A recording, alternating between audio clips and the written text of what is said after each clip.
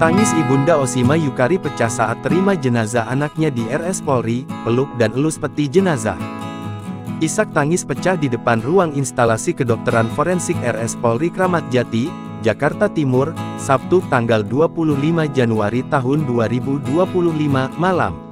Ima Susanti, ibunda dari Oshima Yukari yang merupakan salah satu korban kebakaran Glodok Plaza, tak kuasa menahan duka saat melihat peti jenazah anaknya untuk pertama kalinya.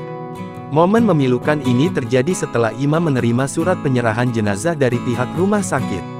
Peti jenazah berwarna coklat dengan tulisan Oshima Yukari dan kode identifikasi PMJGLODOK 0004 perlahan didorong keluar oleh 3 petugas medis.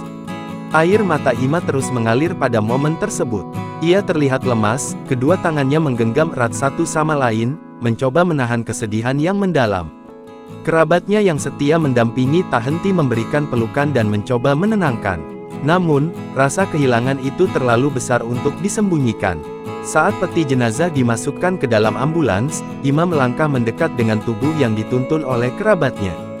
Ketika peti berada tepat di hadapannya, Ima membungkuk dan memeluknya erat. Dengan air mata yang tak kunjung reda, ia mengelus-elus peti sebagai tanda perpisahan terakhir. Tak ada yang tahu pasti apa yang diucapkan Ima di momen penuh haru itu, karena suaranya tertelan tangis yang pilu. Hanya terlihat tangannya yang terus mengusap air mata yang membasahi wajahnya. Setelah prosesi itu selesai, Ima masuk ke dalam ambulans bersama peti jenazah anaknya, meninggalkan RS Polri Kramat Jati dengan duka mendalam. Adapun sebanyak 3 jenazah korban kebakaran Glodok Plaza, Taman Sari, Jakarta Barat, telah diidentifikasi RS Polri Kramat Jati.